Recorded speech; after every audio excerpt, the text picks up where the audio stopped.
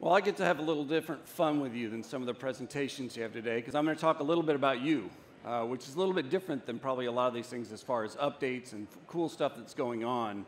I'm going to talk a little bit about leadership, and I'm going to try to make it as personal as I can as we see some of the stuff coming through, whether spending time around the world with our partnership with HIMSS or on our own.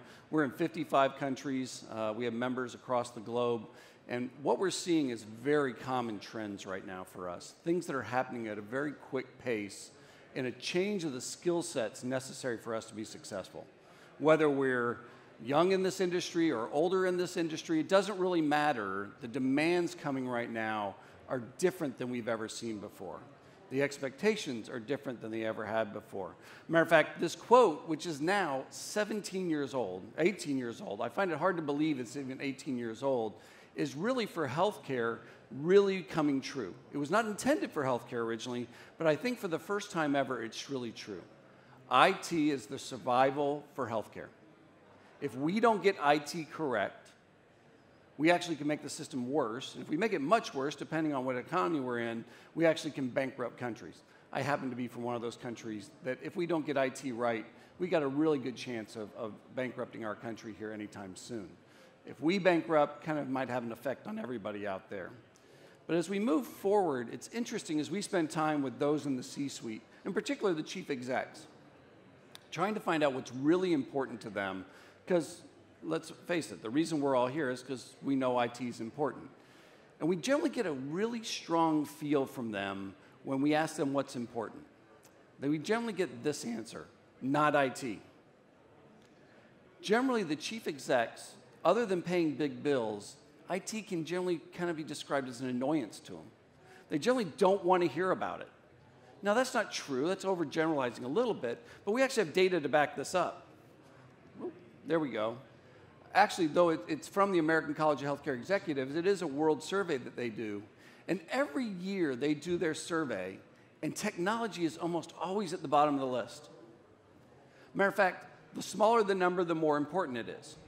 So the fact that it's even on the list is somewhat positive. It has been improving a little bit in score.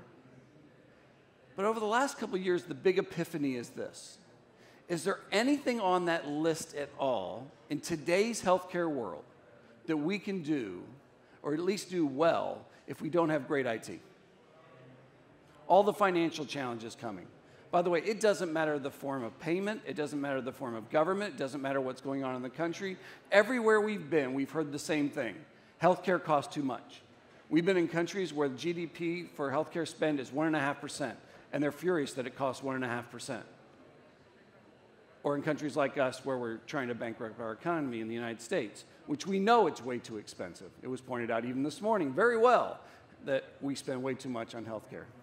But if you look at this list, it is amazing. Everything up there requires IT now, and IT to be formed unbelievably well, which means the leaders of IT, for the first time ever, have to know every single part of the business. We used to have to know IT, but now we have to know everything going on. We used to say the heads of finance were the ones that knew everything happening in a health system. Generally, what we'd say now is, yes, that's still true, but the heads of IT really know what's going on, or at least the good ones know everything going on in a health system, where every little thing is occurring and at what pace it's occurring. We created this maturity model for you, IT leaders, over 13 years ago, with this thought process that we had to move out of the dark corners of basements of hospitals into this role of helping drive healthcare transformation, to truly be changing healthcare and be a partner in that. Now, when we did this survey now 13 years ago, the interesting part was these 2.0 leaders, and you can replace it with HIT leader 2.0, whatever you want for your job. We were amazed at how small the percentage was when we did surveys of, they said, great IT leaders, how many of them are truly 2.0 leaders? The number was somewhere around 5%. When we surveyed recruiting firms, CEOs, other IT leaders out there, how many are really at 2.0? Again, about 5%. Means 1 out of 20. 1 out of 20 are truly helping drive the business of healthcare. Now, 13 years later, after all this training we've done and where we are now in big conferences like this, and we're around the world trying to get things where they need to be, what percentage do you think we're at now? It's higher than 5%. I'll give you that much.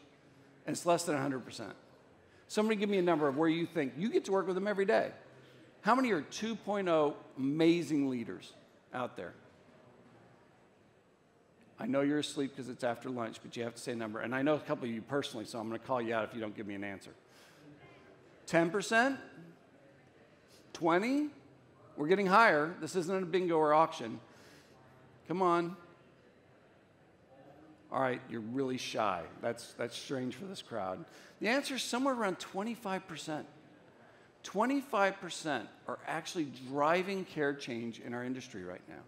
Most are still doing things like trying to figure out how to put an EMR in, trying to help make sure their portfolio works, making sure bad things don't happen tomorrow in security, that networks are basically where they are. But what's amazing is when we talk to senior execs, when we talk to board of trustees, when we talk to people in the industry, and we ask them what percentage you need to be at 2.0, the answer is fairly universal, about 100%. So we're actually missing the mark right now, and we haven't increased these skills with possibly one of the greatest waves of change actually still to hit us. No matter where we're at in the world, everybody's considering this next technological change wave that we're about to see, whatever that looks like and where it's going to come. Now, what's really amazing is when we do surveys, and we have great friends like Class that does rating of all of our vendor partners, when we start surveying how many have really put the building blocks of 2.0 to be ready for change, for the real change that's coming, IT isn't the change. The change is coming in how we're going to provide healthcare. And we have to have these building blocks. Now, somebody here might tell me differently, and I would love for you to. I will pay for a white paper and a study be done on the location. I know our friends at Class have never found it either. We've never found a place, at least with this list, and you can add one's reason we put to be determined, that way you can put whatever you want in there. We've never found one location in the world, no matter how advanced the health system, that actually has all this running well.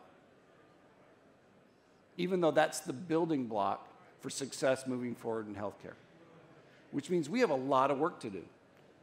Spending time with great leaders here in the UK, good example. I ask these questions, and most don't have these building blocks in place. Some have a few of them. Some of them have a few of them working well. What's really amazing is when I ask the question and I say, how many of you have one of these things working really well? And the answer is still 0. That tells you how much block and tackling we still have to do to move up that pyramid. That means the leaders are going to have to up their game. In ways we've never seen before, leaders are going to have to up their game. At a time when the leaders are stressed out, tired, beat up, and actually full of anxiety on a daily basis. It is actually one of the most pivotal times for us to move forward. Now, it's interesting. We put out an IT trends report every once in a while, every couple of years. And we put this one out about 2 years ago. And this was future trends we're all going to have to deal with. The reality is, pretty quickly, it's current trends. All these things are occurring right now. Good example of organization. We put everything in the cloud. Everything. We don't even have a single storage device. Matter of fact, we don't even have a network anymore. We have an empty cement room. That's all we have. We put all of our email in the cloud. And yes, we were one of the ones that got affected by the malware just a couple days ago that affected 100 million people on Office 365 Outlook. You probably didn't even hear about it. Only 100 million people were affected by it in the world. The reality is these things are here today, and they are major things we have to grapple with every single day. Now, one of the questions I often ask great IT leaders is, do you have a strategy for each one of those things in place today that you're deploying? And almost universally, the answer is no. Basic stuff, things we know we need to be dealing with, have to address, and the answer is no. And for those that are wondering what BYOT is, that's the next generation, by the way. We've all heard of bring your own device. This is the next round of clinicians, the next round of consumers are going to bring the technology to you, and you just got to make it work. I actually heard one CIO say, this is the strategy of just sucking it up and figuring it out.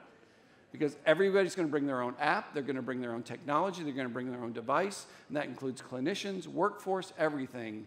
The future is we may not even own our own technology anymore. The rest of the world just brings it to us. That's a deep concept to even think about as we move forward. I may not even own the systems in the future that everyone uses around me. Am I ready for that? Probably not. Was I ready for bring my own device 10 years ago? No, I wasn't. But these are things you've got to start working on and thinking about.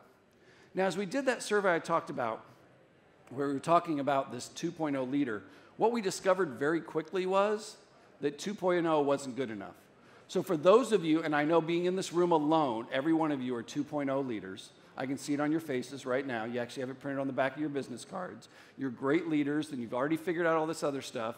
Well, here's the downer side of that. When we spent time with all these senior leaders and asked them what's really going on in the world, what they said was, even if we get 100% at 2.0, it's nowhere near good enough. For us to be successful moving forward, we need the 3.0 leader. And we said, what the heck's a 3.0 leader? So they actually spent some time and told us what a 3.0 leader actually is. Now, here's the depressing part. You remember that whole list of building blocks and all those things you got to do at 2.0? What they basically said was, we just expect that to happen like plumbing or electrical or whatever your comparison needs to be. We just expect all of that to work all the time like a dial tone. And we don't even want to hear about it anymore at the boardroom level or even at the C-suite.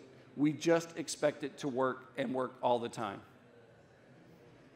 Perfect implementations, perfect deployments, any device, anywhere, anytime.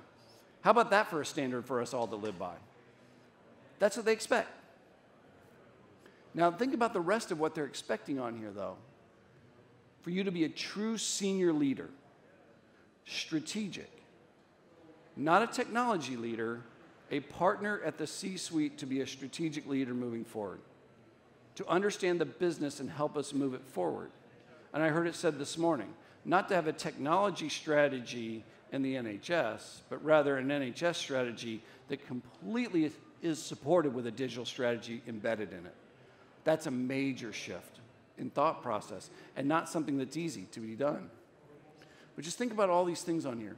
I'll pick on one example and build it out just a little bit for you of why things are going to change so dramatically for you. You may not even see the change that's about to hit you until it's too late. And that's innovation. Well, what is innovation? Innovation is not this slow implementation of EHRs and we're going to put them in and we're going to digitize the workforce and that's evolution. We've been working on this thing, by the way, for 3 decades. Actually, the first CPOE went in the 70s. This is not new stuff that we're doing. Other industries are actually done and moving on to the next level. This is, for us, the thought process of how do we create revolutionary change in this? I'm going to give you a little bit of argument of why I think this is going to occur fairly quickly. Again, how many of you would like to be described as an evolutionary leader?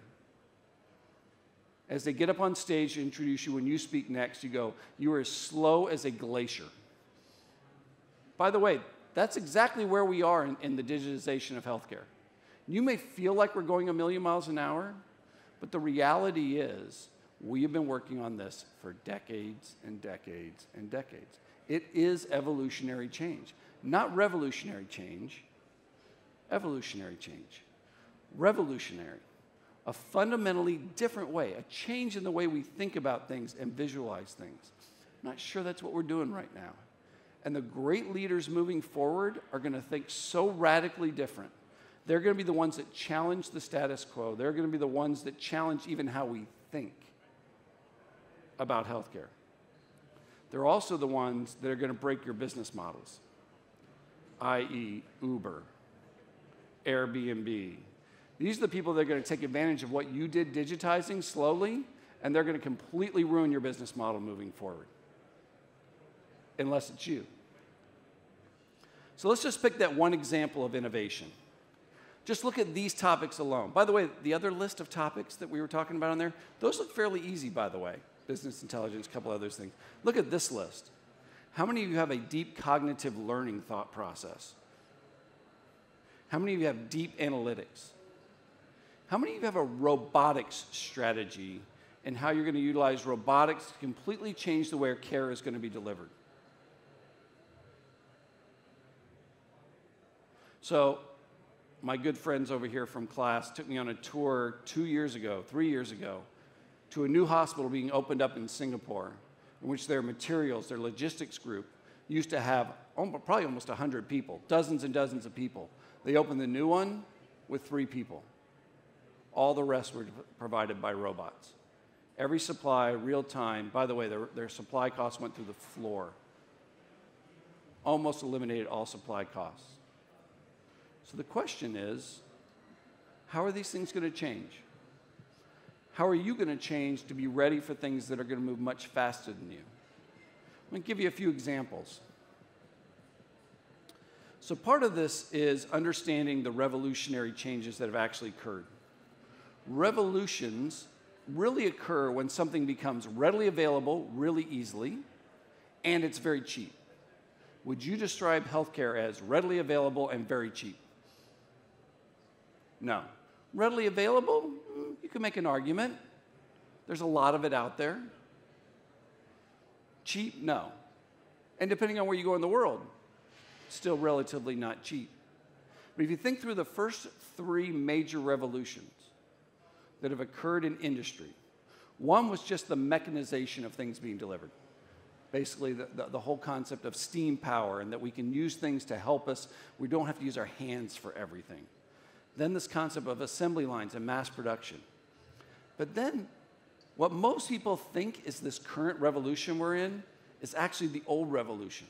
The digitization is actually the 3rd revolution, which, by the way, we're about to finish, not start. The 4th generation, the 4th revolution that's current, is actually going to be the concept of true AI and robotics and the world changing as we know it. Work being delivered like we've never experienced it. So last time I was here, which I think was about a year ago, whenever it was, I'd actually ordered the first robotic dog. My wife freaked out that I told her I ordered a robotic dog.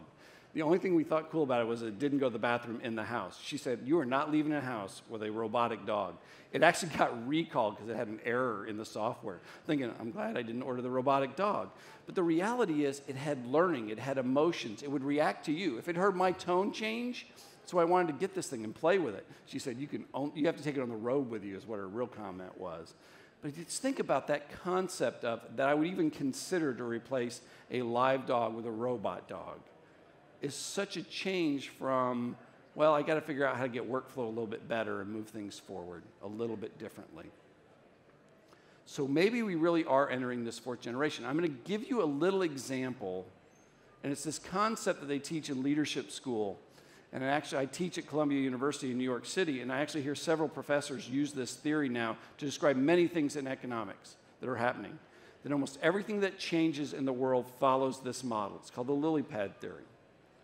And that is, if you take a pond and you have one lily pad on day 1, this is for those of you that remember biology at all, lily pads divide to reproduce.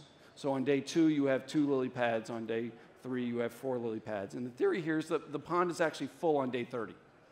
So the question then is, and this is all of you a little brain twister, how full is the pond on day 29? All of you are trying to do the math really quickly in your head. A few of you already know the answer. The answer is it's actually only half full on day 29 because it doubles every day. It's full on the last day. So then 2 days before, it's only a quarter full. Day before that, 12.5%. Keep doing the math back. Well, it doesn't take long on this curve where you don't even see the change occurring. By the way, every revolution, every major product being produced that's mass-produced in the market follows this model. Let me give you an example. Do any of you remember what that's called? That was the first cell phone. Michael Douglas was the first time I ever made it on TV, showed it in the movie. But the reality is this is how quickly we've changed. And no one saw cell phones to now the fact that everybody has a cell phone. Most people have more than one. I have 2 cell phones. And the reality is this curve follows it. You can do it with PCs. You can do it with refrigerators. You can do it with home ownership even. It'll follow this curve.